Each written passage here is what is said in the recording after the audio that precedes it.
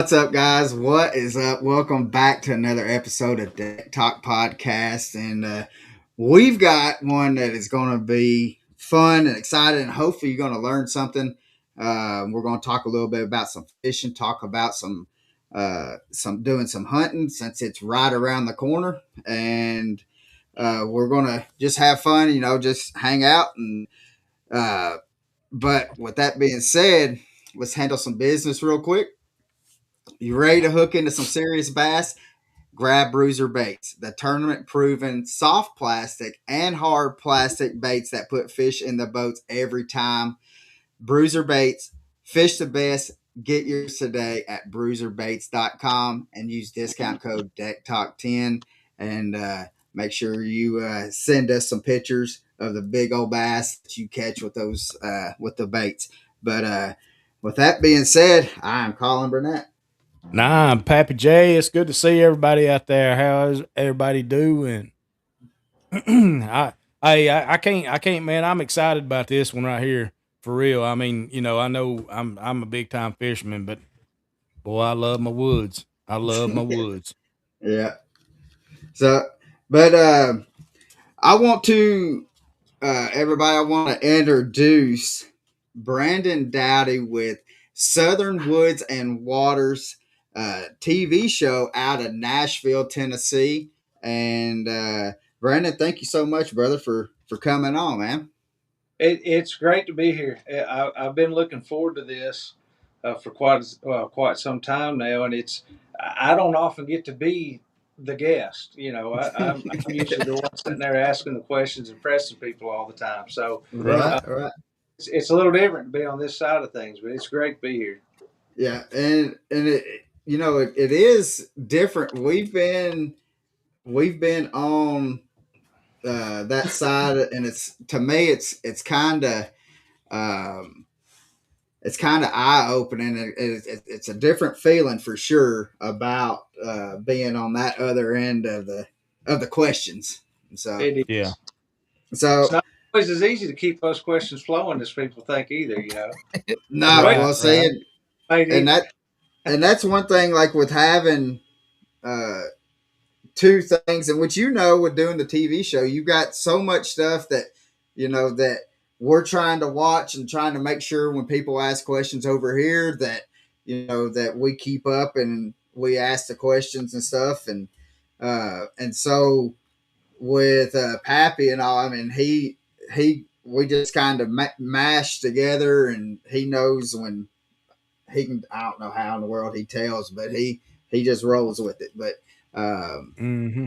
but I want to ask you, can you tell us a little bit about uh, the Southern Woods and Water? Yeah, sure. It's actually we've been a mainstay here in Nashville now for over 25 years, and it's there. We had a predecessor show prior to that. Actually, it was on over on PBS that some of the guys came over to our show from. But nonetheless, Southern Woods and Waters started out at News Channel 5 Plus. They're at News Channel 5 studios in Nashville. Um, and throughout those years, when it was first started, it was a gentleman named Hugh McNaughton, who was a avid outdoorsman who moved here from Texas. Actually, he was a guide in Texas for many years and moved here. And I met him at an early age through the archery, ASA archery tour. I Oh, traveled cool. all over the place as a kid shooting and got to knowing him then. But Hugh and his wife Joy started that show, like I say, over 25 years ago, and he hosted that show for 20 years. He hosted us for that long, and I came in 2017. I'm just about at 10 years now, but I came in originally as his co-host to co-host until he retired, which he was going to do at the 20-year mark. And so I came in and I co-hosted with him for about a year and a half, a little longer than that, I guess. And then I took over as the host after that, and I've done it ever since. We're live for many years. We're live every Thursday night, and then just actually in the past few months, we have got a new contract and a new station. Channel 5 has actually started a whole new station and done all sorts of things as they partnered up with the Nashville Predators, and we've been very blessed to be a part of that. And so now we're also on what's called the Spot Nashville 28, which is a brand new station that they have just put out, regional station. And so we air there also. And now we're on Friday nights at 8 o'clock, and Saturday mornings at 10. But we air there, and then News Channel 5 website, and we're on all your social media places. We've got Facebook. You can go watch through links on there, and we've got a YouTube channel. And Channel 5's got a YouTube channel where they put our show. So just a lot of different avenues out there. But what we are is a variety outdoor show, is what I would call it. We have something for everyone. We might be fishing for bluegill from the bank. We might be bass fishing. We might be sauger and walleye fishing in the snow. We might be deer hunting, turkey hunting, chasing beagles after rabbits. It's just there is something for everyone. We cover all facets of the outdoors, and have done that for a long time. And that our following is very strong, especially locally. But here over the last few years, it's grown quite a bit. On a lot broader scale. But Well, Yeah, I got a question about that too as well, because when I first started my YouTube channel, it was strictly hunting, but then I kind of, Colin and I, we got together and started doing, the whole fishing thing, and I also started integrating fishing in yeah, my YouTube channel, and I noticed that I was gaining a lot of followers, and, because you know how it goes sometimes. It's people, they kind of want either one or the other. I mean, I know I used to be, when I was just nothing but fishing. That's all I wanted, was just fish, fish, fish. But now I'm yeah, kind of like, I want it all. I want to get integrated in all of it, because the more I can learn, the better off I'm gonna be. But right. I It did see a challenge there. So how was it kind of and I know y'all go beyond just hunting and fishing. I mean, just besides deer and fish, but was it a challenge for you guys to do that? to start getting into some of the other films, Right, I right. might say. Um, I don't know that it was necessarily a challenge. Now there are some things that are much tougher to film than others. Right. So I mean, we are live on set, so I have guests on set with me. It might be a TWRA commissioner or a fishing guide, whoever it may be that week. But my point Mhm. is, we also film two segments in each week's show, or most week's shows, out in the Right. field. So we're out there, fighting the elements and things, trying to get films done. And so yeah, I'll say that number one, making a fishing film, in many cases, can be a lot tougher than a hunting film, actually. Mhm. And it usually requires a producer, whereas a lot of our hunting films we do self filmed. I have Mhm. self filmed many deer and turkey hunts, and Yeah. and then I like to film other people too. I enjoy the film as much as I do the hunting. Yeah. Um, but nonetheless, some things like fishing can be a challenge to get filmed. For example, the last couple of months, over the last few months, I do a lot of fishing at night on Center Mhm. Hill Lake in Dale Hollow. Well, it's a challenge to film at night. It's tough to Yeah. do. So we ended up. I've got one of our field producers that has an infrared lighting set up, and that's about the only way we have found that we can do it. Right. There are definitely challenges, and then just keeping. We're always looking for local experts, so to speak. So, Mhm. um, just keeping people that keep some of these older traditions going for some shows, like rabbit dogs, for example. I have Right. been on beagles my whole life, but there are not that many beagle handlers out there anymore. Trappers Really? have a hard time sometimes getting professional trappers. People that know what they're doing in the trapping business anymore. Yeah. So there can be challenges in that sense.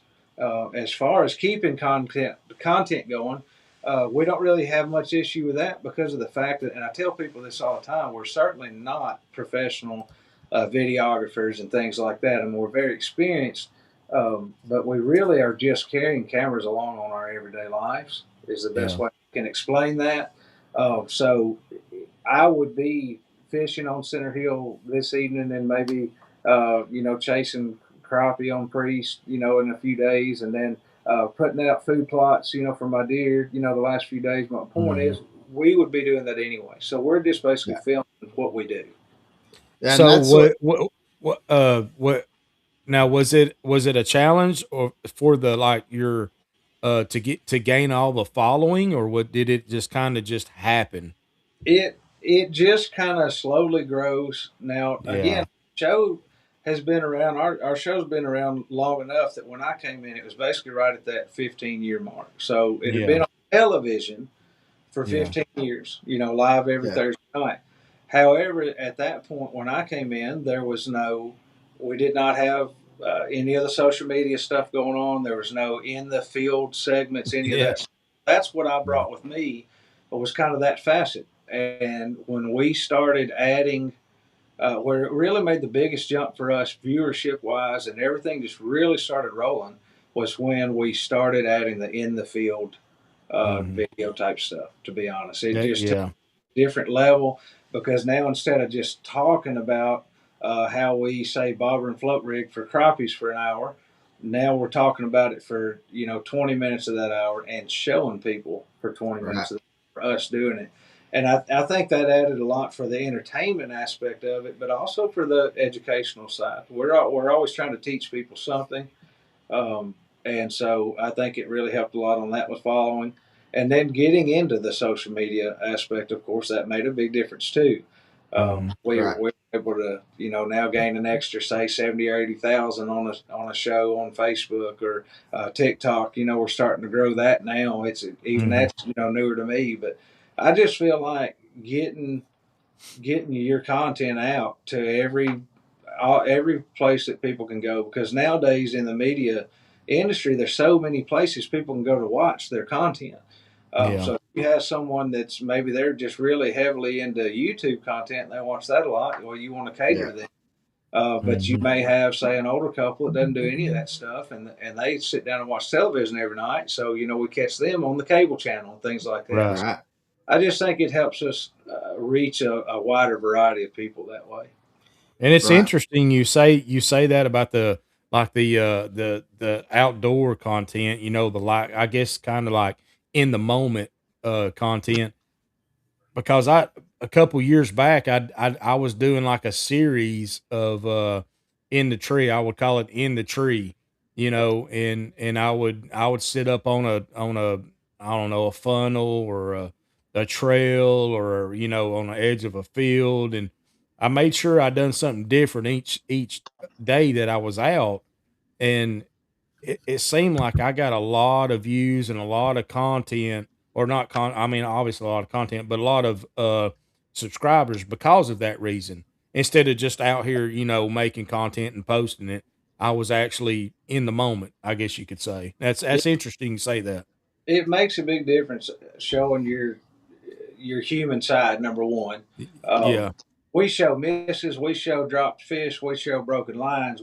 I mean, point is that adds a lot to it. Just being yourself. We don't over edit. We don't whatever happens happens. If we got Yeah. a Yeah. duck Yeah. that day and the birds don't really fly, we're going to film a bunch of barbecuing and eating and sitting around having a big time. That's just what we're going to show. It's just Right. Yeah. Right. that's how it really is.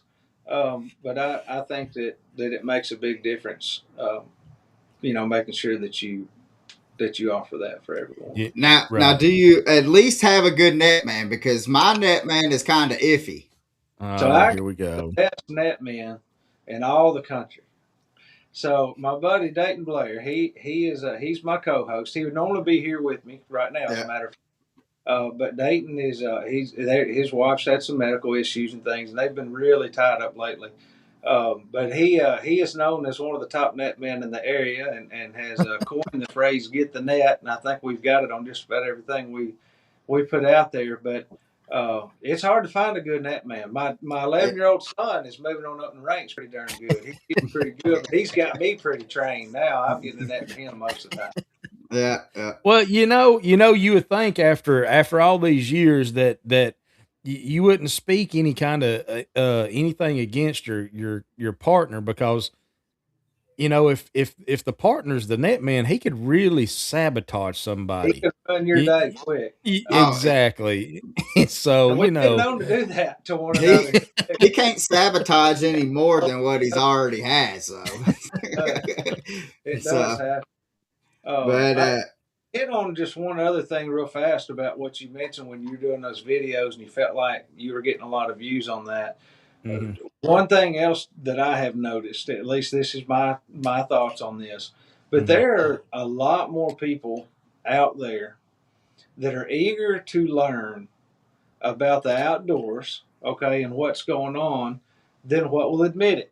Because they get on a lot of these social media sites, these deer hunting sites, these fishing sites, and they ask, every once in a while they might get brave enough to ask a simple question. Yeah. And y'all know how that can go a lot of times. Well, Yeah. there's a lot of adults even that are extremely interested in learning how to fish or how to provide their Mhm. own game meat and things like that. Yeah. So I feel like when we produce things that is educational that we may take for granted, we may just think, oh well, of course I was hunting the wind, when I shot Mhm. that buck. Well, to someone else, I don't care if they're 13 or 35, it doesn't matter. They might not have a clue about that, and they're Oh, I'm looking glad you said it. for Yes. direction, Yes. but there's not many people putting that type of direction out there. There Mhm. and they're really looking for that kind of stuff. They can watch Yes. someone catch a crappie all day long in the summertime, but how Mhm. many people are going to tell them how they did it? You're Yeah. right. That's what they're after a lot of times, because it's just assumed that, oh, this guy's 35, 40 years old, he already knows how to tie a fishing knot. Well, he may Yeah. not. He Mm-mm. may not have Yeah. a clue, and he might really want to know. Yeah, Well, and that the biggest misconception is if you don't know and you got to ask to know, but Yeah, we're as humans we're so prideful that's right. and especially men. I mean, we're just it's like, Absolutely. we're supposed to know, right? But there's a lot of and it's okay not to know. I mean, it's okay not to know and it's okay to ask questions because if anybody asks me a question, I'll tell them, and me and Collins had many of conversations about hunting and fishing and we've just indulged and just throw stuff back at each other and learn from each other, and then that's okay. I mean, heck, I'm 50 years old and I'm still learning I learn to something this new all the day. time. yeah. Exactly. I get out and do Exactly. this stuff, all the time, and it's still something to be learned just about every trip. If Yeah. you're willing to learn and got an open mind to learn, and you'll learn something new. Yeah. You know, Yep. but that prideful thing you mentioned, I mean, I think that's big too. I think a lot of times Yeah. they don't want to go on the fishing page with 10,000 experienced fishermen and ask why black and blue works better than chartreuse on a certain day or something. You know what I mean? They don't Exactly. ask Yeah. because they feel like they're Well, just the going to. thing is, and you tell somebody, they ask like, what color Cinco should I throw? And you're like, you need a black and blue or a green pumpkin. You can go anywhere in the country with a black and blue and a Mhm. green pumpkin and catch fish anywhere in the country and with those two colors, and you can Yep. go catch fish. Yeah, Yep. I agree. Green pumpkin is one. I've got a green pumpkin in every bait I throw, pretty much. That is a Yep. universal Yeah, color for sure. It yeah. truly is. It truly is. But we get the question quite a bit of like people wanting to know because we do media work and stuff for Bassmasters and MLF, and people will come to us and ask like, "How did you get started?" And it's like we just done it. I mean, and they're like, "Well, do I need to go get a $300 camera or whatever?" And like, I tell them, "What you have in your pocket and you talk on the phone and you're texting and doing what you do have that phone has just a good enough camera to get you Yep. started Yeah, and you can do everything you need to do with that phone yeah. and but the hardest thing is doing that first video. That's the hardest thing. Yeah, getting started is, of course, the toughest thing for anyone. And so I started when I was 14. The first hunting video I ever produced, quote unquote, we'll call it produced. I was 14. A buddy of mine filmed me shooting a doe with a muzzleloader, and I thought I was Michael Waddell. You know what I mean? It was on then. So they let me show it in my high school ag class, and I showed it in my ag class there in high school, and that was it. For me, from then on, You uh, sold. we were producing content. My brother and I were going around and filming things, but just like many people that are getting started, we started over the years, we'd have all this content. We didn't know what we was going to do with it. You didn't have YouTube and things like that. Even at the time, was not nothing around, so you didn't really know what to do with it. So I think that's part of it. Is a lot of people have loads and loads of videos, and they just don't know. Well, what am I going to do with these now? Now we have YouTube, some of these other platforms where they can put them out there. But the most intimidating part is the editing side, no doubt about it. But there's a lot of out there. Make that a lot easier now than it used to be. But I think that's a lot of it, and just how to get it out there. And I dreamed my whole life of doing, working in the outdoor television industry, and it just one door after another opened, and the good Lord took care of me. Is all I can say. I did nothing to end up doing what I'm doing, other than just I originally started being a guest because I had a friendship with Hugh from when I was younger, and I had gotten a degree in wildlife management, and he had me start coming in and doing shows with him about deer management on smaller properties and things like that, and it just kind of went from there. But it really and truly, it was determination and just staying after it too a lot. And don't listen to any naysayers, because they're going to be out there. Be plenty of them. You can't worry about that. You just have to do your thing and put it out there. But you're right about it just drives some of these film producers we have. It just kills them that we'll put a show together and half of it's filmed with their $10,000 camera and half of it's filmed with my iPhone. That's just how it works. Well, you know what? Yeah. You know what's funny is all my hunts that I've probably done a couple of hunts with a GoPro, and I found it to be more difficult with a GoPro than it is my own phone. Because I mean, and sound quality is not as good either. Exactly. I mean, I can take my phone out there, but it's still not as good as an iPhone. Right. I can take my phone, pull it out of my pocket, and put my, hook my stuff up to my stand, and I'm good to go. I mean, and it's recording for me, and I can transfer all that stuff, do all my editing if I need to do it, and I mean, that's about all I do now. A lot of times when I get B-roll clips on my phone, I'll just take and from my phone share them right then to a certain like Google Drive folder. On my phone. When I get back to the office, they're literally the clips are sitting there in my Google Drive folder, ready to go. Ready to pull that and start going. If I had a good cameraman, I wouldn't have to worry about none of that. But that's the toughest thing to find. Kind of like a net man, right? Everybody's a cameraman until the fish start biting. Oh yeah, right. So you gotta have a good cameraman that can got some self control. Well, Brandon, his problem is he's wanting me to get up in the tree stand with him, and he only has a single man stand. Well, he'd have a harder time with me even than that, because I won't get in a tree stand. I don't know. So, I kind of want to, because with growing up in Nashville, and which my dad, he commented on here, and he said Bill J and Bill Clay hosted Woods and Waters on News Channel 5 when he was a kid, which that was a few moons ago. That was the predecessors I was mentioning earlier. But I believe he would probably have been watching them on PBS. Yeah, I'm not going to say he's incorrect, because it may be that they were at one point at Channel 5, but I know that they were at PBS as well with Jimmy Holt.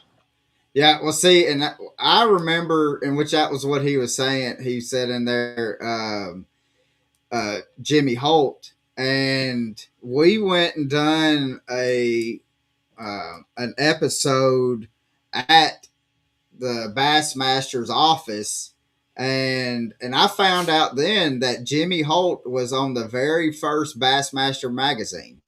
And so, but one of the first classics right here on Percy Priest Lake. So it was right here around Nashville. One of the early classics was. Jimmy was one of the, how you have your idols growing up as a kid. Well, he was definitely one of mine. And I was blessed to be around him a lot, because he was kind of married into my family. He was married to my aunt's sister at one point in time. Right. I got to go, walk around with him a lot at outdoor expos and things when I was growing up and do stuff, be around him a little anyhow on a personal level. And he was just, he was a great outdoor personality. He knew the outdoors so well, and he was good at what he did. And people just loved him. Just everybody loved Jimmy. That's just how he was. Yeah. Yeah. And I never got to hang around him. I got to meet him. I think we've ran into him a couple times, like 2 or 3 times while we were in Nashville. But that's when I think of like childhood fishing, growing up watching fishing and hunting and stuff like that. Jimmy Holt was one of the very first, and then of course Bill Rowland and Jimmy Houston as well. Yeah. And so, but we but talking about Bill and kind of going back to what you were saying with the editing, we had Bill Dance on this past year for our Christmas episode, and he was telling us like he done all when it first started, he done all his video and all of his editing, and he was telling us where he had to take the tapes, cut the tapes, and Yeah. splice them together to be able to edit the whatever video that he was working on. Yeah. And I'm sure glad that we don't have to do that now. Because Amen to that. so I started out filming in those times, but never was able to attain the equipment to edit that way. So right, until it was digital, I didn't really do any editing. But a lot of people don't know that what he's talking about, that's where the term cut comes from. right, Cut the footage where they used to have Yeah. to literally cut the literally footage. cut it right. And I can't imagine. I'm glad I was beyond those days before I got to get into what I did. Yeah. I don't think we want to do that. So Yeah, that's one thing. That's one thing that Colin and I have been trying to work on is my editing skills. And when I'm like, dude, it's so I just want to film. That's all I want to do. I just want to film, hunt, and fish, and so I've tried the editing. I mean, I've gotten better at it, but it is tough, man. It truly is tough. time. It takes so much time, and I'm actually I still edit every film we do. If it's in the film, I edit it. I do have a guy now that works with us, Casey Neighbors. He's on quite a few of our episodes now. If he does an in the field episode for us, he edits it for us. But he's the first person that's ever done that. So Mhm. I've done all the editing. On I guess now about 550 shows Oh for wow. for our in the field stuff for Yeah. Channel 5. That's awesome. And it's it used to, sorry guys, that something pop up on my screen there. It used to say take 8 hours. And Mhm. that people don't, it's so misconstrued sometimes, but so we would need to come up with an 8 to 10 minute segment. So let's call it a 10-minute segment. I went out and I filmed this crappie show. I was so excited. I was ready to go back and edit it. So I had this new program and I was going to figure it out. So I don't know what the actual time on it was before I ever got done with that video, but I'm going to say it was somewhere between 8 and 10 hours of actually sitting there trying to put this video together, which I mean didn't work out great, but I got to put it together, right? Well, now I could have taken that same footage and taken edited it depending on how it's filmed. You will learn Mhm. to film to edit. It's hard to Yeah. explain that term to anyone who hasn't done it, but you will learn to film to edit. Yeah. But now I can take that video if it's laid out right, and in 30 minutes I can have it put it together and ready to put it on TV. Yeah. So it's just with time, like anything else. You get better and better at it and learn the processes of it. A lot of editing is learning the processes of the edit. You know what I Yeah. mean? And once you get those down, you can get better at it. But you will also film to edit, meaning you will learn to film while making it easier for yourself to edit it. And you just learn how to do that over time. Right. Right. Well, we got a question that says, with going from hunting to fishing, how are you able to stay on top of like the fish movement with going back and forth like that? Okay, that's a great question. So the answer to that, in my case, here with the show is, we have got 11 different field producers. Okay, so I've got some that don't do anything but bass fish. I've got one that's a hybrid guide. I've got one that's a crappie guide. I've got some guys that do wildlife management, property management, things like that. But my point is, I'm always plugged in for that reason. Now, I might be tied up doing food plots for 2 weeks, and I don't know what's going on at Center Hill, but there's Right. 3 or 4 people that have been there 7 to 10 times in those 2 weeks and can tell me everything. Yeah. So we keep locked in by always being in touch with people on different lakes, different waterways. Now, if you were doing it on a personal level, it would be hard to stay on Yeah. top of fish movement, while Mhm. bouncing around and doing so many things like we do. But in our case with the show, I do it because I have so many different eyes and ears out there every day that are doing different things Yeah. in the outdoor world. Yeah. Yeah, and Yeah. that's because we do. I mean, we're out on the water all the time, and even with this, the bid that we're on now, like we've seen, like our time on the water has not been as much as what it was the bid before, but we're still out. But Yeah, even missing the few days a week that we were doing, or the like, because we were going out 4 or 5 times a week, and now we're a couple of days off of that, and even not being out that, or with the time frame that we're at, we're still, I mean, we're on some fish, but we're it takes a minute for us to kind of, all right, where they were right here, yeah, and a lot of times when they're making that transition, we might be a day behind them or something like that as they're trying to make that yeah. transition. And now with hunting coming up, I'm fixing to really start focusing on hunting and getting stuff prepared and ready and through that and trying to get some stuff, content and stuff like that. So that also takes away from it, but it's part of it. It's just Yeah. part of it. So One thing I would say too on that. Now I'm a big time crappie fisherman. I Mhm. fish for anything that swims, but I love to chase crappie. Yeah. And a lot of times I'm catching crappie on historical spots. So in other Mhm. words, I'm not. Yeah. I may not have been out there for the last week or two, but I know that on the say I just example. Let's say the third week of April, that the fish are going to be on this particular bank in the afternoons, and you can catch them from the bank, and I already know that. So Mhm. I'm a lot of times using historical data with species like crappie, white yeah, bass, things like that. You can use historical data and kind of you can count on them to come back in the same areas at the same time, even right, in the summer. A lot of yeah. times right now on the same times I find them on every year. So I do use historical data to add to that, but that and just staying plugged in to locals. Now So is that's something that Colin and I we do that. We do use a lot of historical data and a lot of go to here and stuff like that and we'll use our resources as well. But that it's interesting you say that because we that's one thing that we do is a yeah. lot of Yeah, historical stuff. So summertime crappie. Usually, if I'm fishing for crappie and stuff, I will do some summertime, but most of the time it's that fall, winter time yeah, when I will do a lot of crappie fishing. So they're like bass, they'll come up for spawn, and then they'll work their ways back out to the deeper water, to the ledges and stuff. Do crappie move? Because I know wintertime we will catch crappie, and I mean dirt, shallow water, and yeah. but summertime are they tend to be in like that.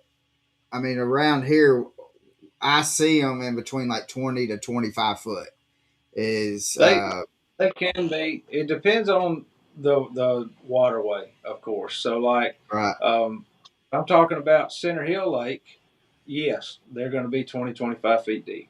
Yeah, If I'm talking about Old Hickory Lake, they're going to be 12 to 15 foot deep. yeah, Yeah. So, but they do move out. They don't move as far as people think they do a lot of times from where you were finding them in the spring and winter. But they do certainly move. Yes, they'll yeah, move and usually just be sitting on. If you were catching them up there, I always say so shallow they can get ticks on their back.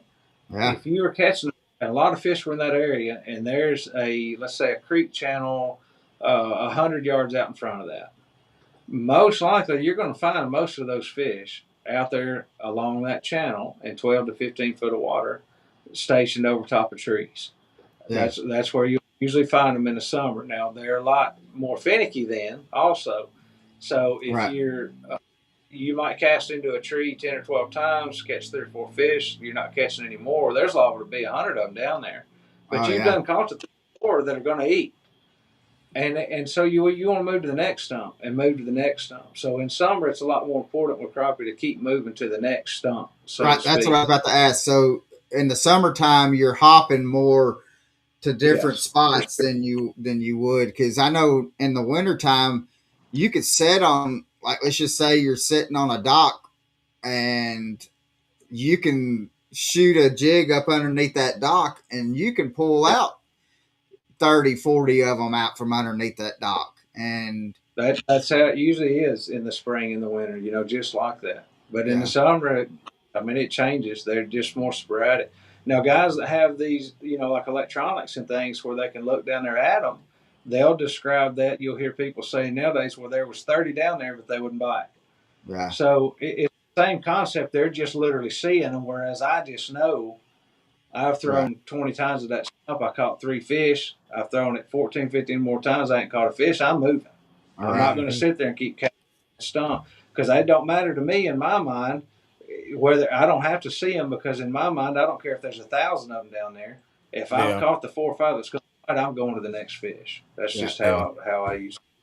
Now what about like bluegill fishing? If somebody's trying, because like I grew up on Old Hickory. I mean, we lived less than a mile away from Cedar Creek, and so, Uh huh.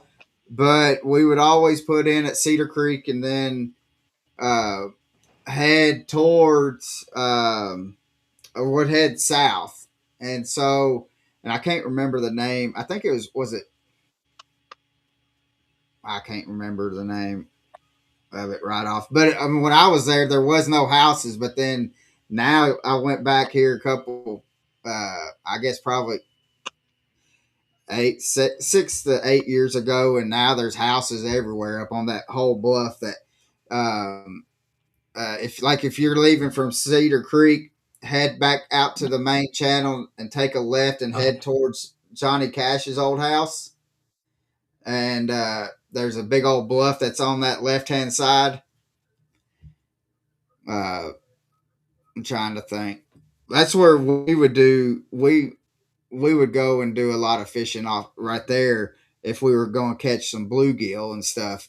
Um, did I lose him? Oh no. But I'm definitely lost on that one. Yeah. Well, I thought that it did. I wonder if he got a phone call. Guys, I moved for a minute because I was afraid that I thought I had lost you. Let's see. I'm still here, everybody. There he is. There There he he is. is. I thought I had lost you. My screen went off, and I thought, man, I don't know how I lost him. I was afraid I disconnected from the Wi-Fi. I'm going to Yeah. grab this booster cord and make sure it wasn't me, but we have excellent Wi-Fi, so I apologize to everyone. I don't know why that just happened. Oh, No, you're good. it's technology, man. That's all it You is. love it until you don't. Yeah. Exactly. Exactly. All right. So how, like, if you're going to, like, let's say you got some kids and stuff that you're wanting to be able to, I mean, for me, if I have a kid on, I just want to be on my boat. I want to be able to just put them on some fish. And I Uh-huh. know I could go crappie fishing or I could go bluegill fishing. So if you're wanting to target bluegill fishing, what are you targeting in the summertime to be able to catch for the, like, to where you're consistently catching some bluegill? Well, if you're somewhere that's got like some grass lines around, that's going to be one of your better options with bluegill if Right. you've got some grass.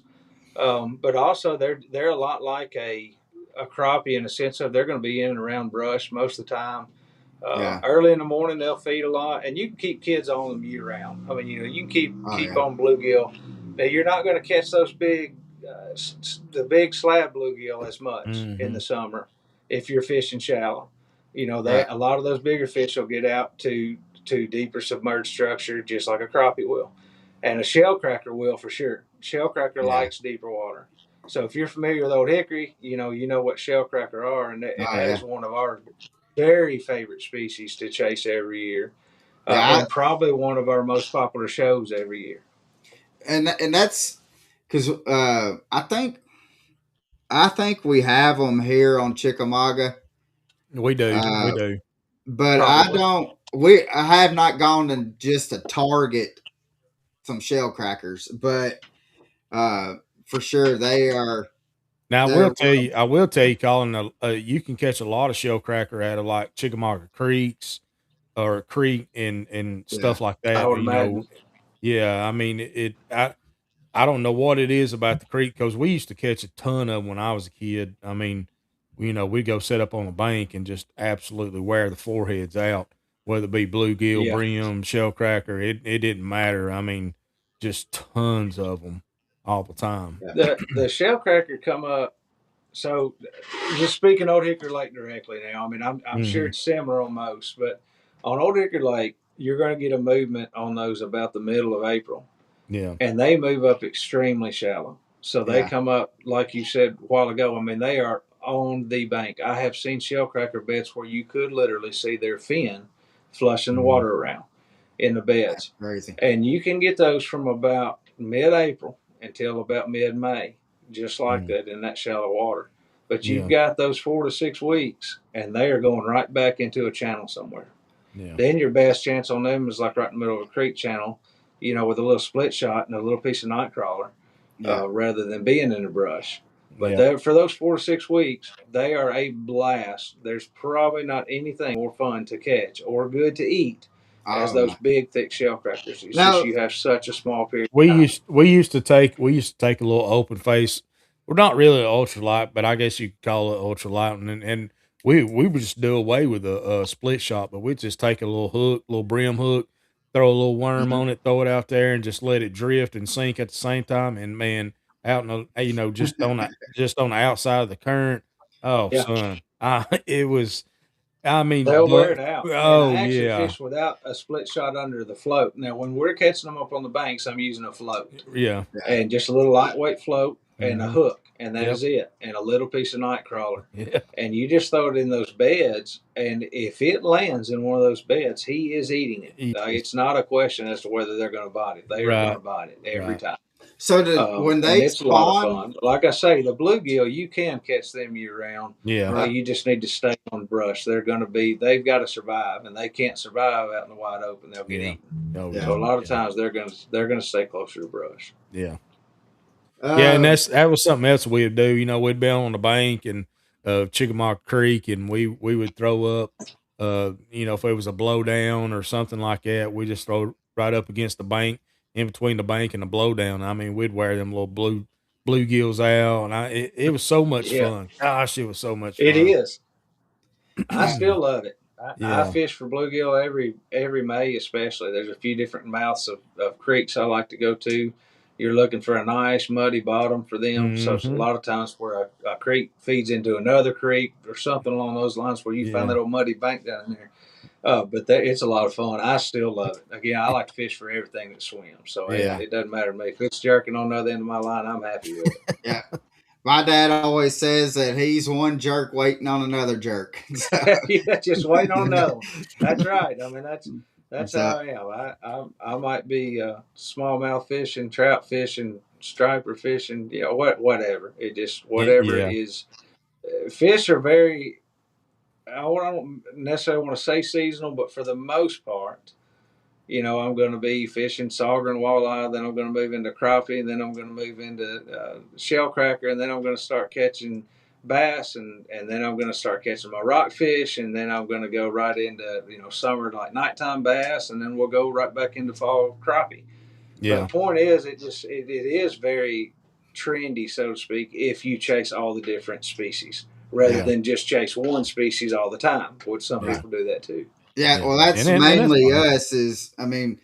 With being where we live, it's kind of hard not to go after bass with having Chickamauga, Nickajack, and Gunnersville right at our back door. So when you have, well, I was going to say you have two of the biggest bass factories in the United States, but the state record, Tennessee state record, just got caught out here this past year out of Nickajack, and so and which we've gone and we've caught big bass on Nickajack, but we used to tell people that it's the hidden gem because people see Chickamauga, they see Gunnersville, and they just left Nickajack alone until the Bass Pro Tour came and kind of showed off what Nickajack can do.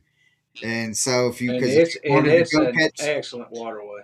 Yeah, if you wanted to go catch some smallmouth, you can catch good sized smallmouth on the north end. But if you wanted to go catch some big green ones, you can head to the grass on that south end and just have a blast. So Nickajack is a top end fishery, and like you say, a lot of people don't think about it because of Chickamauga.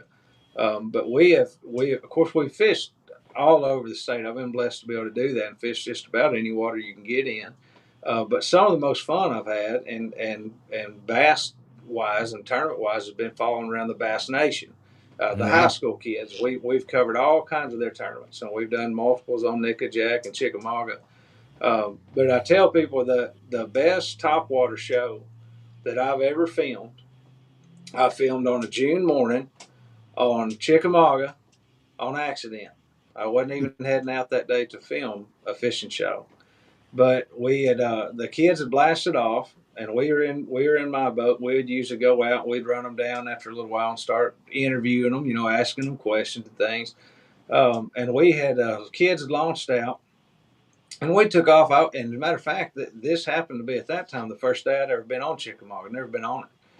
And we took off out of there, and we were riding down the river channel, and I was seeing all of these just beautiful grass beds. Like it's just to a bass fisherman, it's like riding through bass heaven down there. And I'm seeing all these grass flats and things like that, and no boats in them. And I keep on going down, and I started finding all the kids. They were sitting out on the channels. They were fishing to fish deep out there in the channels, which is fine. That's what a lot of them do now. But I told my camera guy that was with me, I said, look, these kids ain't caught any fish yet. They just got out of here. I said, we're fixing to turn around and go back to them grass flats, and I'm tying on a frog, and it's game on, So I did. I went back and tied on a topwater, and we sat there and filmed. I don't know how many fish we actually caught, but made the best topwater film I ever made. And I did not even head out that day to make a film. Chickamauga is it's also just a very special lake, of course. It definitely is. Well, we got one of our sponsors, Firefly Outdoor Marines, Chad Watts, the owner. He was telling me that I need to go to Center Hill at the beginning of April and start throwing like a spook with a junior. And he said just throw a small top water spook. And he says there's nothing else that's funner than throwing a top water and having smallmouth just come up and just destroy it. And so they're like rockets, and they come up there. And now I've not done this on Center Hill. I fished top water before, but we went to Del Hollow one day. This has been a couple years ago. Wally Kilpatrick called me, and he said, "Man, we're on a good topwater bite up here on Del Hollow. We ought to film a show." And I said, "Well, okay, I'll come on up there and meet you." Well, Wally's got, he's got live scope and all that stuff on his boat, and we were filming with him that day. We were on the boat with him, and so we were watching these smallmouth. Our boat was positioned in 60 foot of water, I would say on average, and we were actually catching these fish topwater in about about 20 foot down in say 40 foot of water. Mm-hmm. And when they would see that bait, you could watch them on the live scope. And when they would see that bait or hear it, really, I feel like they would just shoot up at that thing like a torpedo. And it was a blast to watch it. That's one of the most fun days I ever had looking at one of the screens, was watching those things. I mean, because y'all know when you set the hook on those big smallmouth, he's usually going to come right at you anyway. Yeah. So you usually know it's a smallmouth when you set the hook on him. But when we were watching that day, it was a lot of fun. But that was the first time I'd ever seen fish caught topwater in deep water like that. But he said, "Don't think I'm crazy, when we get out there." And I might have for a minute, but I sure didn't after we started, because they were nailing those topwater baits. Now I tell you, Colin, you know what time it is? You know what time that? it is? My favorite time, baby. Oh. We got that salute to valor. We got our salute to valor real quick. We got to do. Hey, today's salute to valor. We want to. Our salute to valor is sponsored by Waze Energy Drink. If you're feeling drained, Waze Energy Drink hits fast like our military. Lasts long, tastes clean.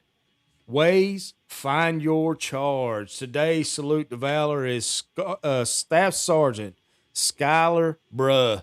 That's what I'm gonna call her. She's in the Air Force, the 41st Missile Wing, dude. I mean, this chick, dude, man, she guards nuclear warheads.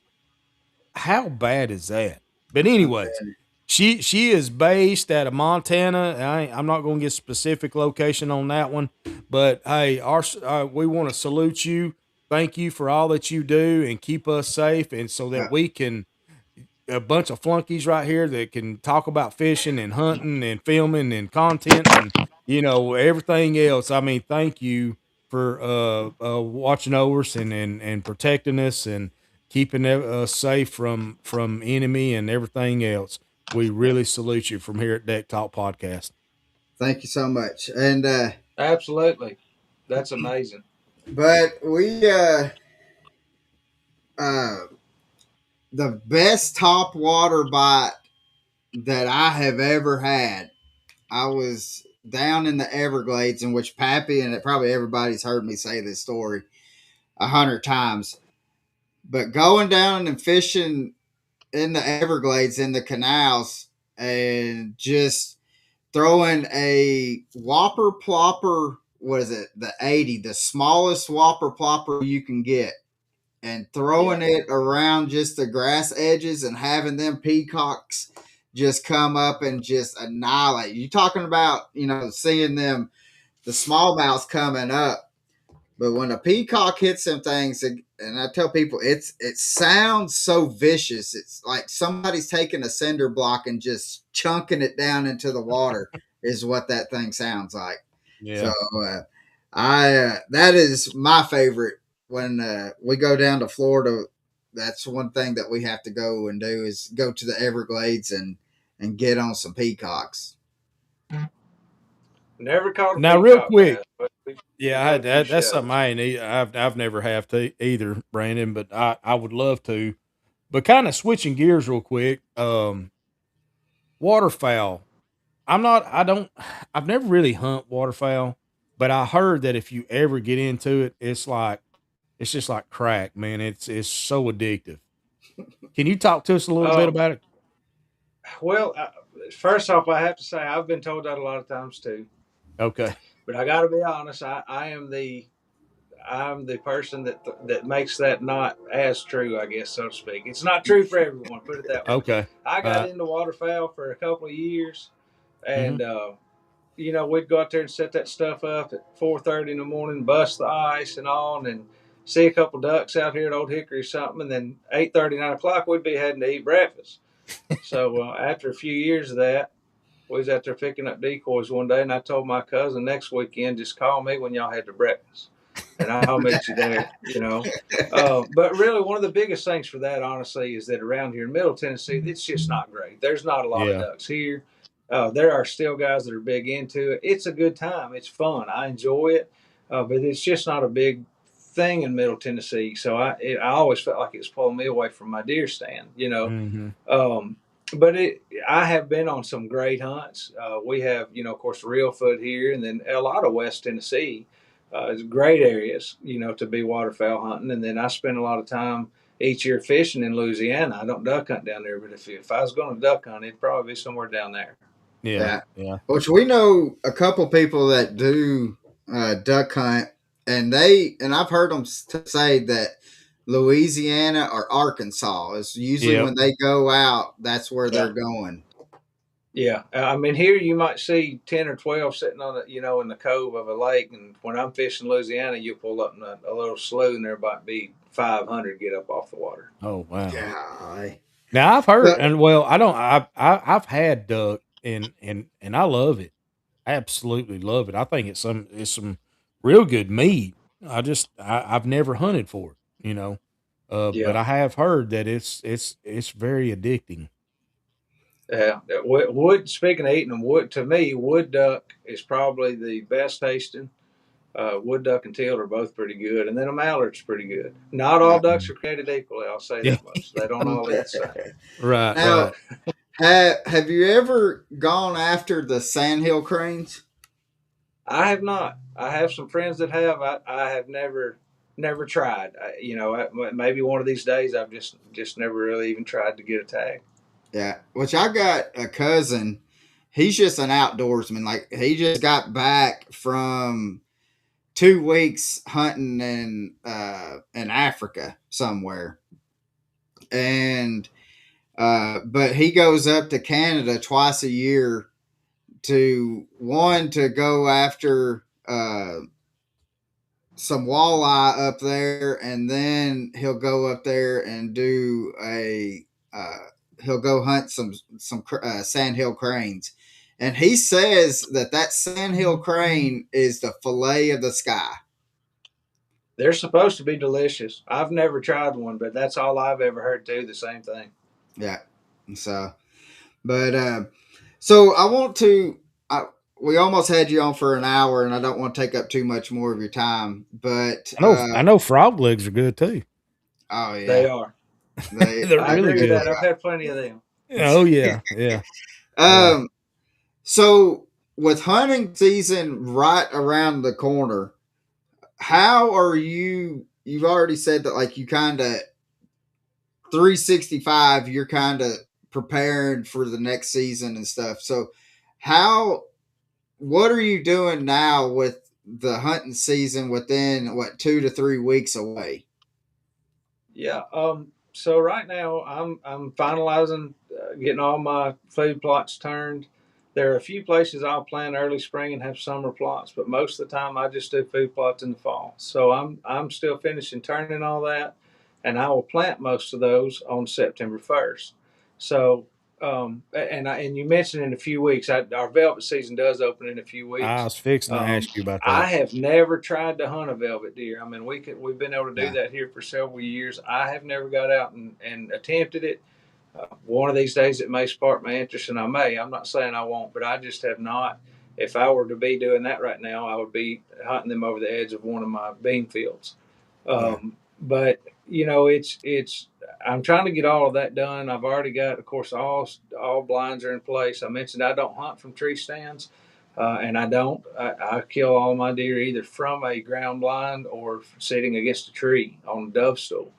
Um, so I'm mainly making sure trails are clear. I like good, clear pathways into my stands. That is big to me. I want a very quiet, easy trail to walk where I don't need a lot of light and I don't make a lot of Hmm. noise. I'm mainly setting that kind of stuff up. If I didn't have blinds already in place, I would already have those set up. And right now, in my opinion, should really just be kind of finalized time. We'll get that seed in the ground around the 1st of September, and then everything will just kind of rest until we get in there. I'll usually start hunting them pretty. I think the first day I hunted last year was Halloween, but a lot of times I'll hunt prior to that. It was just I was in Louisiana last year and a little right. behind, but I just I don't care to hunt in the heat that much. You can absolutely kill deer in it all the time, and I for many years I hunted them. I didn't care if it was 106 degrees, I'd be after them. But Right. I just kind of backed off on that a little bit, getting out there sweating for them. But right, it's preparation. If you want to consistently, especially like somewhere in Tennessee or something, you can consistently take good, nice, mature deer on smaller properties, with the right management plans, it takes time, and it does take. It's not something you can just go out there 2 weeks before the season and throw a camera out, and a bag of corn. And I'm not saying deer don't get shot that way. It's just it won't be as consistent. So Yeah. for me right now, it's just wrapping up time. And the best time to scout, if I'm getting a new piece of property to scout, I want to scout that in the absolute dead of winter as I can. I'll usually try to scout that in late January, early February. Yeah, yeah. I mean that is the best time uh to scout. But now I have a question, kind of piggybacking off what you said on like a piece of property. Now, do you have multiple stands? Let's say you're hunting a soybean field, right? Do you Mhm. have multiple places that you got set up for the wind, or it's Yes. just okay?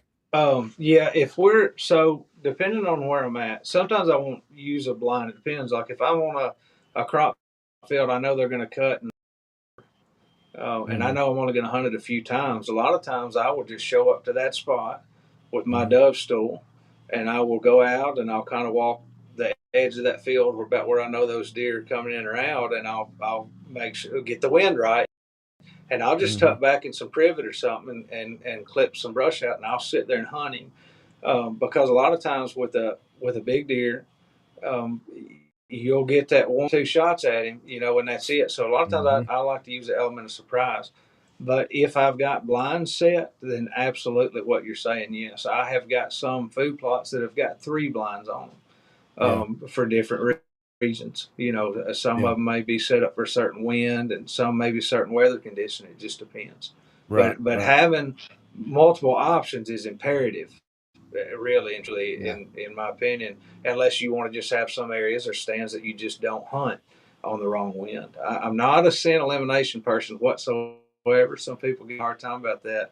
But I do not believe the good Lord's made a nose that could be beat by a spray. I think you have got to hunt the wind. Yeah. Those things all will probably help you. Don't get me wrong, absolutely will help along the way. But do whatever makes you the most confident. But playing the wind is what's going to kill the most deer. That and just time in the woods. Yeah. See, and I'm right there with you. Now, I do do a lot of scent, or try to. The body produces so much scent. There's no way in taking it away, right? Now, Right. I hunt wind. I hunt wind, but I do try to do the best I can uh, with my scent. Uh, but Yeah. again, I mean, the body's constantly producing so much scent that it's hard. It's It really is. hard. I mean, Your there's no breath is one of the way. biggest things. Exactly. Just your Yes. breathing. You're Yes. putting out so many scent molecules every time you breathe. Hmm. And the thing about hunting wind, people say, well, the wind's got to be wrong somewhere. Well, it is. Hmm. That's the thing. If you're set up for a wind, there somewhere the wind is wrong, Yeah. wherever it's blowing to. So you're always going to have that blind side, so to speak, or that wrong wind side, unless you're hunting, like a cliff or something, a big drop off to the Hmm. lake or something like that. So what I try to do is just use whatever knowledge I have to try to ensure that Yep. that is the least likely way they will come from. Yep. Obviously, it's a deer. You Yep. sometimes you're just wrong. Sometimes he comes that way and you're busted. Yeah. That's just the Yeah. game. Yeah. 9 times out of 10, it's a doe. But hey, Yeah, she'll get you every time. every time. I don't know what it is about them does, but Yeah, buddy, they are on top of it. But yeah, yeah, consistency in the woods, knowing your area, knowing how they travel. I will say that I'm big on early season. I have killed yeah, in late season, but it seems like kind of early to mid season I do a little better. It will, and especially the rut. I mean, the rut's the rut. yeah. But That's just fun. I always save yeah, a tag for the rut. If I were to shoot one early bow season or something, once in a while, I won't hardly hunt them again till the rut because I'm not going to yeah, miss the rut. That's what I yeah. live for. I live for the month of November. Yep, yep. I mean, if you're a hunter, you know what we're saying. But if Yeah, not, then the rut is a peak time for deer movement. They're really lethargic. They don't pay attention. And I'm talking about the males. They're just bonkers, really. There was I mean, wild. Yeah. yeah, there ain't That no that's telling that what one you'll see. opportunity you got to make that big buck slip up that hadn't slipped up all year. Exactly, He's real likely to exactly. slip up then. And then Yeah. I'll say too, another time that a lot of people miss out on. A lot of them gung ho, they'll get out there when it's hot, early season and things. A lot of deer get shot. Then people hunt the rut a lot. Obviously that's when most of the deer get shot. Hmm. But some of the biggest deer I've ever shot, and some of the, like my daughter's biggest deer, for example, Hmm. came at the very, very end of the season. Matter of fact, her biggest deer and my biggest deer, I tell this all the time, I speak in seminars or something, but we both have killed our biggest deer to date on the last day of deer season. So a lot Really? of times those old bucks, they have battled the other deer, they battled the hunters, they battled the odds. Now they're back a little bit more patternable. He's let his Hmm. guard down a little bit. He's tired and wore down, and a lot of times that last few weeks of the season here in Tennessee can be some of the very best deer hunting there is. Oh, I don't disagree with that at all. So, I've do seen you it. hunt cedars of Lebanon up there? Oh yeah, I grew up just right outside of the park there. My parents still live there, but I grew up over in Gladeville, and Right. have hunted Cedars 11 and grew up. Shot my first ever turkeys in Cedars 11. Probably my first five or more turkeys came out of Cedars 11. Yeah, Oh wow. that's awesome. That because that's when my granddaddy, he if he was hunting in the Nashville area, that's where he would go was Cedar or Lebanon. But he also had a little cabin and stuff on in Paris, Tennessee, right on the Kentucky Lake. So we would all year round we were going up to the cabin and we were either Yeah, fishing or hunting, and so but uh, I mean he had with how the deer and stuff in the with the land between the lakes, and yeah, I don't think that he ever brought a deer out of there. I think he was just more or less trying to get away from his wife. yeah. So It's Now I got a LVL question. is a special place to me. I've hunted LVL. This will be my 33rd year, I guess, hunting in there. And we've done a lot of filming in there. We take the kids in there every year now. That's a big block of land, and it is. there are a lot of deer there and a lot of quality deer, but it is not an easy hunt. It's Yeah. you've really got to kind of lock in on them. There are gun tags for just a couple of days out of the year, but it's mainly foot access only, archery only. Yeah. And a lot of your trophy guys, what do they ask for? Foot access only, Yep. archery only. That's what it Yep. is. It's one buck, archery, foot traffic. Yep. So Yeah. it can be a magical place, but it's not an easy hunt. It's a very fun hunt though. Now I've got to ask you. Have you dabbled any in before we get off here? Have you dabbled any in the city hunts? In the what now? The city, like the outskirts of Nashville, or maybe even in Like Nashville. city hunting. Yeah. Well, yeah, I have. I have some now, not to the extent like some of the like you see on YouTube somewhere where they're shooting them, Yeah. beside the stop signs or whatever. But yeah, because there's so much development now here in Middle Tennessee, most of the lands we hunt. I mean, we hunt some places. I've got a buddy who shoots multiple deer every year on 4 acres. Hmm. But most of the places we hunt are just 20 acres to, you may get a big block and have 100 acres. Yeah. But the majority around town here, you're going to have guys hunting on 5 acres here and 7 acres there and so on. And they're in town, and these deer are walking between subdivision to subdivision and living behind Walmart, or whatever. Hmm. So a lot of the deer that we hunt now are uh, what I guess I might call city deer. Yeah. And it is a different game. It is totally different. So when Yeah. you go somewhere like Land Between the Lakes, for example, that is a totally different animal there than Yeah. here because these deer are so adapted to humans. There's not a deer I'm here in Wilson County. I mean, I don't believe there's deer around here that hadn't interacted with a human this week, probably at some point. He's at Yeah, least really. smelled them or heard them or something. Yeah, Yeah. yeah. So Now we got a question from the traveling fisherman. He says, "Favorite state you have fished in?" Hands down for me, Louisiana. Louisiana. I'm a Tennessee boy 100% through and through, but if I had to leave here tomorrow, I'm going straight down to the bayou as quick as I can get there. now, I'm are you coming with you. crappie I'm fishing? coming with you. It's just, you can, there's great hunting there also. Yeah. But I spent a lot of time down there in an area called the Venetian Isles. It's Mhm. about 30 minutes out of New Orleans. And we go down there a couple times a year sometimes, but we go down there usually for 10 days, for example, in October in a row. And we'll fish all 10 days. And you can catch anything from a largemouth or a crappie to a redfish and a shark. I mean, Yeah. it is absolutely limitless. And where our dock is there, just as an example, you can literally there's 1.2 million acres of water that is connected and comes back to where the dock sits. Um, God. so it's just a magical place to me. I love the Yeah. redfish. I love speckled trout. I love sheep's head. And then so for me, if it's not here, it's Louisiana. Now I've not fished. I've fished most of your southern states, all your southern coast, and things like that. And it's certainly my top choice among those. Now, I've Yeah. not traveled the entire country much, so that's out of the 10 or 12 states I fish, I would take Louisiana. We got another question that it's going back to crappie fishing.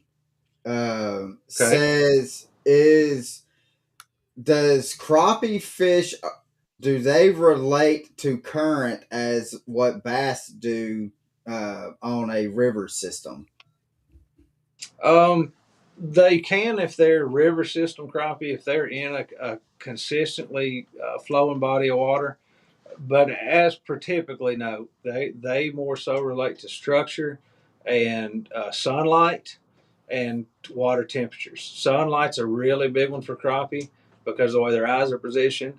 But really, they're more so going to relate to structure and certain temperatures of water. They don't want to be in too warm of water unless they're, of course, in a body of water that's just that warm. They're still going Right. to go to the coolest part of that body of water is, that they can comfortably go to most of the time. But now you have crappie that do live in river systems. And a lot of times when you get in those heavy current flows, they will actually try to get in the backside of that and get out of that current just a little bit and catch bait, coming through there. So Yeah. they can somewhat, but it is nothing like a bass, the way that a bass relates to Yeah. current. Yeah. Yeah.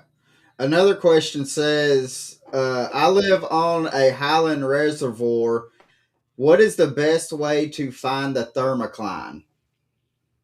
So there are some graphs out there that if you look on the graph and you have the sensitivity right, you can find that thermocline on the graph. You'll have to look for a line. It's so hard to just explain without having it pulled Yeah. up on the screen and showing you. But you can typically find that thermocline on a graph if you look. Also, the fish will tell you if you've got a bunch of fish under you, especially white bass, hybrid, something like that. A lot of times they'll tell you because it'll almost Yeah. look like there's a wall underneath them. They're not going below that. And if you drop a bait below that, it's dead. It's going to die. Yeah. I mean, almost instantly. So you'll learn a lot of times when we're fishing, like Percy Priest is an example. I do a lot of hybrid fishing there with live bait. So if we're looking on the graph and it appears the thermocline is 17 or 18 feet, and we're dropping our lines down, let's say we drop on 20 feet, well, that bait is going to die almost instantly. And so we'll know, all right, we're going to drop the next line. A lot of times we use a line counter in my buddy's boat. So we might drop it 14 feet and then realize that bait's down there just jumping around all over the place, still live, very lively, and just that literal difference in 2 or 3 feet will be all the difference in the world in keeping that bait alive or not. And so if you're Yeah. using live bait, you can find the thermocline like that a lot of times, just using different depths and figuring out where your bait stays lively. If you drop Yeah. them below that thermocline, they're done. I don't care if it's the liveliest skipjack you got in the boat. Yeah, because and usually how like if I'm with on Chickamauga, we haven't had it hardly any current this year, and so there has been times that we have had a thermocline on Chickamauga. Usually we do not have a thermocline, But Right. Whereas Highland Reservoir, like that person speaking, there's not always, but there's basically always a thermocline. right. But I will just go to my down scan, and you can tell because you'll see the bottom, and then like let's say you're in 30 foot of water, but then like you'll see like a haze going across that Yeah. maybe that it may go up to 20 foot. The haze is at 20 foot all the way, and that's how another way you can tell. But then I know with bass, they will stay right there at that thermocline, On it. Yeah. and because what they'll do is they'll actually will go down below the thermocline for a little bit because, and I didn't realize this until I seen a video that how much different the water temperature is from above the thermocline to Yeah. below. And the video that I seen, like it had, let's say that it was 86, uh, 86 degrees at the surface. And then they went another 5 foot and it dropped to maybe 84. And then it got down to another 5 foot and it went to 83. And then when it got to right above the thermocline, let's say it was 78 degrees. But then once they dropped that thermometer below the thermocline, it went down to 60, like 67 degrees, and it was that much cooler. Yeah. And then it made sense, like especially like them bigger bass, they want to try to stay in that cooler water, but they will, you'll see them right there on it, that Yeah. thermocline, and they And will. they can spend time under it. I mean, like you Right, said, they right. can go down under it. Now, like a thread fin shad, for example, that you've already run a hook through, he's not going to live under it, No, But that because bass it can sit down there under it. because it, and the main thing about it, and correct me if I'm wrong, it's just because it's just the lack of oxygen, correct? That's correct. So there's just not enough oxygen to support um, much of a lifestyle, I guess is the best way to put it. He can sit down there and rest and kind of be dormant in that water, but you're not very likely to see him trying to chase bait around, for example, or Right, something right. like that. He's just Yeah. usually going to kind of be in a resting mode. Yeah. Um, we have another question that says, "What is your opinion the pros and cons of forward-facing sonar?" Um, how did I know that was going to come up at some point? So Usually somebody will say all something. right, we'll look at the pros. All right, so the pros for me is this: the forward-facing sonar has taught us a lot about fish. A Okay, lot. Mm-hmm. it has taught us many things. Like I mentioned earlier, how for all my life I've thrown at these stumps and I've known, well, there's nothing else biting. I'm gonna go to the next stump. Well, a guy with forward-facing sonar knows there's 60 fish down there. There's just no more of them biting. Right. It teaches us a lot about things like that. It teaches us about how hybrid, for example, will lay dormant towards the bottom of the lake and not eat anything. You can hit him in between the eyes with a weight sometimes. He won't eat anything. But when his buddy comes by 8 foot off the bottom, he'll eat anything that comes near him. So it does teach a lot. It's very educational. Um, I think it helps maybe it will certainly help you find fish faster if you're looking at Yeah. it from a standpoint of that. I mean, there are definitely advantages. When it comes to disadvantages, I mean, it's biologically speaking, I think it's eventually going to have some impact on a couple of our species. I don't really think it's going to have much impact on most of them. So I don't think it's necessarily things like that. You're going to see some regulations change, but what the Yeah. biggest negative I see is that a lot of times our youth now, for example, they are amazing on these things, and I mean, I don't take anything from them. I've interviewed so many of these kids, and they are absolute anglers and love this just like we do. But I feel like a lot of times they miss the whys. The why was that fish there? What Yeah. why is he there this time of year? I think it's a lot of that. I think the same thing's missed in deer hunting now. Like for example, like with these game cameras, I don't think youth are learning that much about deer sign and movement and stuff. But I think that would be one negative to it. And then something I see a lot with some of my even closest friends that have gotten it. You'll see say an angler that has fished for 40 years, 50 years, and they're consistently catching crappie or bass or whatever it is they like to fish for, and then they'll go get a live scope or a forward facing. It don't have to be live scope, but forward facing, and it's like all of a sudden they forget how to fish. Yeah. And what I mean by that is they just all of a sudden they just immediately rely on that forward facing, and a lot of times they don't think about how they fished the 40 years prior to that. Yeah. And so I think it's important that it's used as a tool. It's just another tool in your It is. toolbox, and if you use it that way, it can be very advantageous. But if you just completely rely on it and forget about the 30 years or 20 years, whatever it is, of fishing knowledge that you've gained, I think it can be a negative in that case too. And I've seen that multiple times.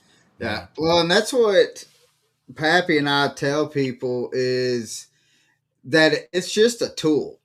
People didn't It like is. the side scan when it came out. They thought that was cheating. And which, you're seeing on forward facing sonar, you're seeing it all live, and you could pull up to a stump or a dock, drop that in, and you can look and be like, yes, there's one there. No, it Yeah. helps. It's a tool to be able to where you can fish that area or you can, to get out.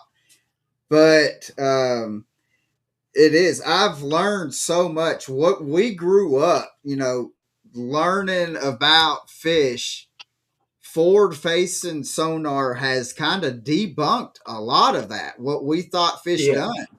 And so, because here's an example of what I'm fishing a ledge that has a point coming out of a creek on Chickamauga.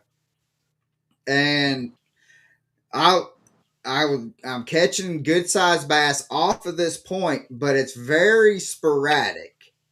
Well, I got to where I've seen these bass swimming. They're off of the ledge and off the point. They swim around. They actually made a circle around my boat, and it's just a slow circle coming around the boat.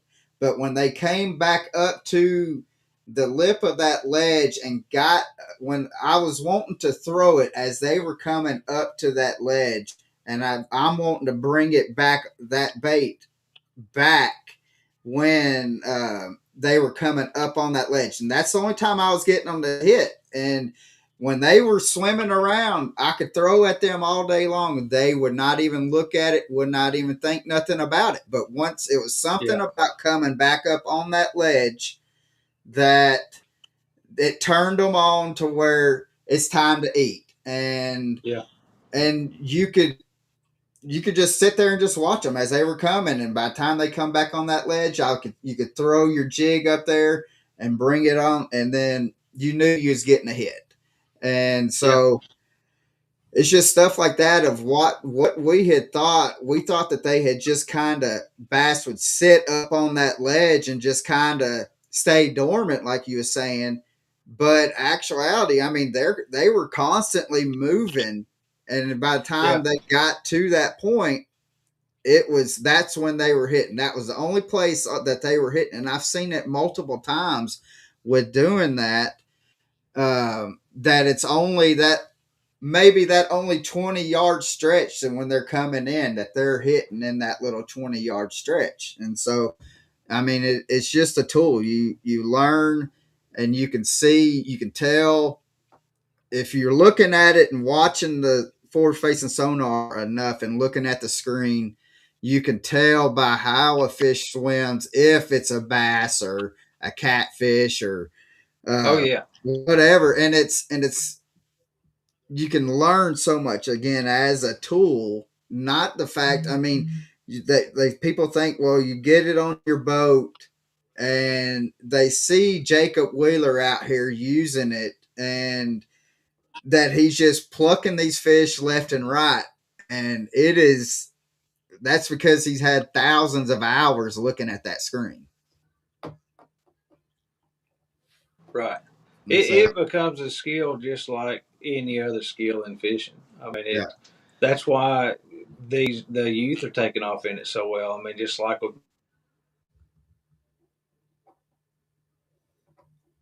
yeah, yeah. And Pappy, I mean, he's 100% right that I think kind of the downside of it, the con for me would be that these younger kids are not how we grew up. We grew up beating the banks, and we knew about this, about beating the banks. That they are kind of that. I won't say all of them because there's some young kids that are hammers, and they can they can change up, and they can go and do all they can go beat the banks or go flip docks and pads and do all that. But a lot of these kids though are relying strictly on the forward facing sonar. Oh yeah, I mean, and you can't fault them for that though. I mean, No, it's technology. I mean, let's face it. We went from what Atari to Nintendo to Sega to yeah, PlayStations to Xboxes to PCs to. I mean, everything's evolving. Everything's changing, and it's the same way in the fishing world and in the hunting world. I mean, everything's a tool, and yeah, and that's what I mean. And honestly, I understand that it does take away from fishing in some aspect of it. They're not really learning, but they are learning. yeah, They're just learning on a different skill set as to how we did. You yeah, know, um, but again, we're I mean, we've been out multiple times and used the forward facing sonar. I have yet seen one time where that forward facing sonar has put a fish in that boat. yeah, I mean, yeah. because typically It has. They I have fish not jumped in the boat when we put it in the I water, fish the have way I fish, and it's not because of forward they? Yeah, facing sonar. You know what I mean? It's just it is what it is. yeah, Now I can look at it, and I'm just kind of like a deer in a headlight. I'm like, I've learned now. I'm learning more and more, but it's still all Greek to me. yeah, I'm just gonna go out there and fish. That's yeah. that's what I'm gonna do. I'm gonna go out there Well, and fish. there's a question um, that Adam has commented, and and I was wanting to ask it, in which I know you can answer this question, so I'm going to ask you, and if Brandon gets back on here, then we'll ask him, and then we will wrap it up. It says, "I am new to hunting and fishing. What is the best way to learn how to read a topographical map?" Um, and here's the thing: you can watch videos on it, and that's the simple answer, right? Yeah, The best way I have found to read a topographical map, other than the military, was I would compare maps.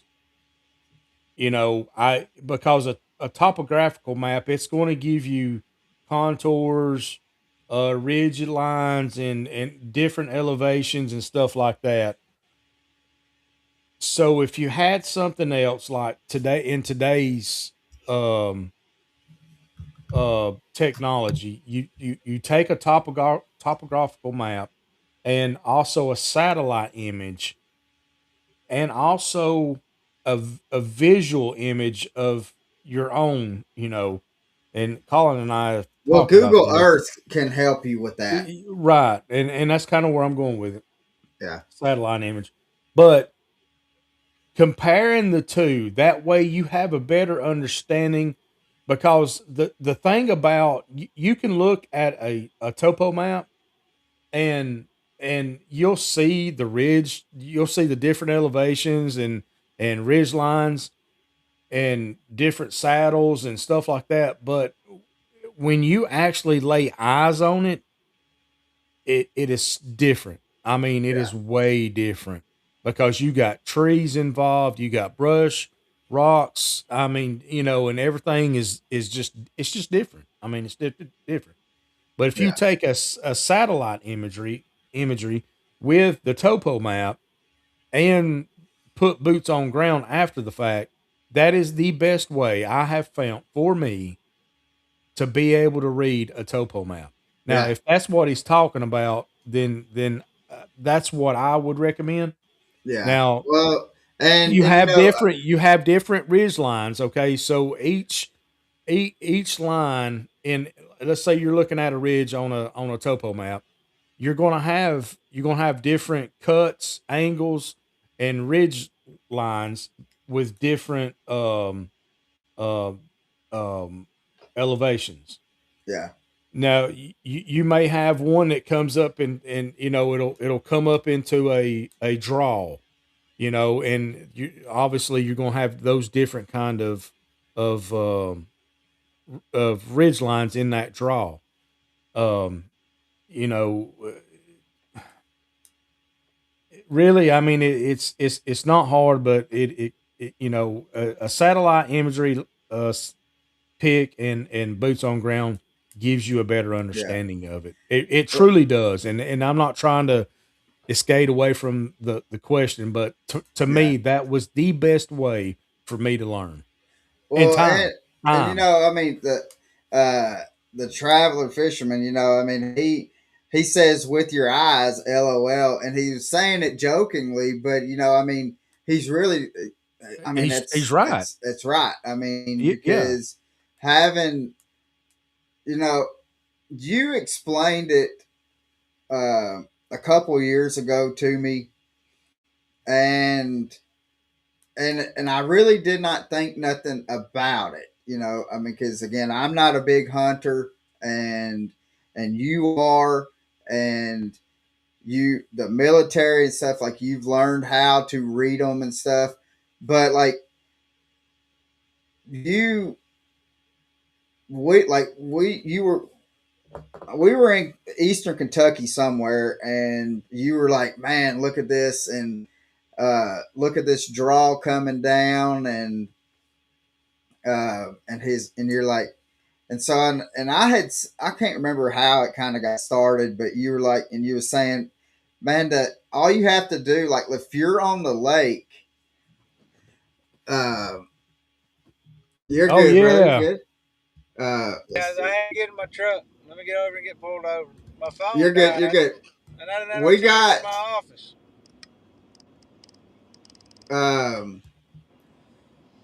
so we got one more or two more questions for you, and then we'll let you go, brother.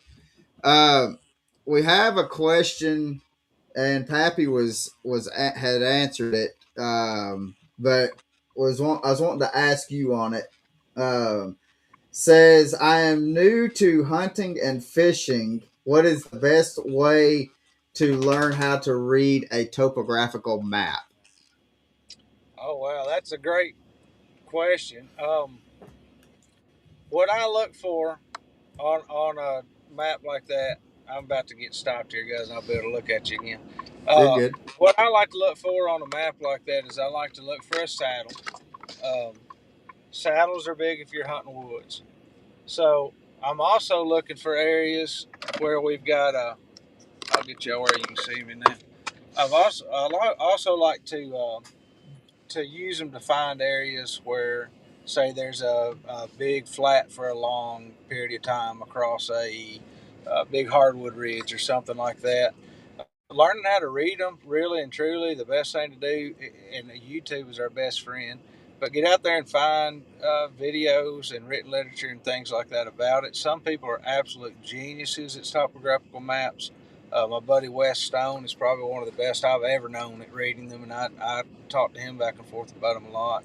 But one of the biggest things I look for is a saddle, especially if I'm hunting hardwood ridges. Mhm. I'm looking for a saddle or a large flat that connects two high points. So once you learn Yeah. how to read the high points, is one of the biggest things to do. And then I'm looking for that big flat somewhere in among all those high points. Yeah. So, hopefully, Adam, that answers your question. And if you have any more questions, in the description of the podcast tonight, um, has all of Brandon's social media links and stuff. And if you just go to them, click on them, make sure you hit that like and follow and subscribe on it. But then you can send him a message, and I'm sure he will.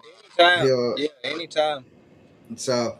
Um, but Pappy, we got one last question. You know that we ask every time or every week, and do you mind asking it? Absolutely. First, Brandon, it's been an honor, man. I've enjoyed talking to you, listening to you, your knowledge, man, I appreciate everything that you've done. And coming on the podcast and enlighten us on all your knowledge that you have enlightened us with. But now, if there was one person that you could fish or hunt with, and you can combine them, either or, whether they're still with us or not, who would that person be and why? I think I would probably choose to hunt with Fred Bear if I had to choose someone that is passed before us. I think he was probably one of the most knowledgeable, Mm, not only in the woods and the outdoors, but also in life. Fred Bear gave a lot mhm. of great just life advice. I think he would have been a great person to hunt with. And then that's in the woods, of course. If I was going to go fish, I guess, or hunt with someone that's still around right now, I believe I would probably go with Hank Parker. Oh Ooh, that's yeah, a good one. yeah. That's a good one. Yep, yep. Yeah, Both and of them just the are. stories you could learn from old Hank is I don't know if I had him out on the boat, I don't know if I would even fish. I think I'd just sit there and just listen to him tell Listen, stories. yeah, I just it Hey, was I'm, just I'm gonna tell you. I'm gonna tell you if I got an old timer with me that has and their little old eyes has seen the things that they've seen in the woods or on the lake or a river or a reservoir. Man, I'm locked in on them. That's that's yeah, that's just how I am, though. Yeah, That's just how I am because the knowledge that they've got, through oh yeah. seeing and doing everything that they've done. yeah, Sometimes it's best just sit back and be quiet and You yeah. learn. got that right. You That's got true. that right. So, Brandon, man, brother, man, we appreciate you coming on, Yeah, and Absolutely. so hopefully here sometime soon we can hop in the boat and go wet a line, and uh, that would be enjoyable. I would love to, and maybe get you guys down here in Nashville one night down at Channel 5, and I can sit there and drill you guys with some questions for a while. Heck Hey, I'm We'll yeah, I'm keep looking forward trolls. to it. I'm heck yeah. looking forward to it. Love to So, have y'all sometime. so guys, next week we have a local bait maker. Randy with Lurch's Lures is coming on. He makes some phenomenal baits as they eat from freshwater to saltwater. Even though he's from the Chattanooga area, he makes some uh, some killer saltwater baits. He actually has, and we'll talk to him about. He takes a sea-doo out. I think the last time I talked to him, he said he was taking a sea-doo out 60 miles to go do some deep sea fishing off a sea-doo, and I told him that Wow. he is nuts. But we're I gonna be agree. talking. You agree? Yeah, that'd be a blast, but I don't know that I would do it. Nah, but we're gonna have him on. We're gonna talk to him about the freshwater baits and the saltwater baits that he does, and we've got to ask him about going taking a sea-doo out 60 miles out just to go catch some fish when it don't make no sense when you can just go right out here and just go catch some fish. but um but guys, we appreciate you staying on this long, and we will we'll see you next week. But guys, remember, God loves you as if you were the only person in this world to love, and we will see you next week, guys. Thank you, guys. See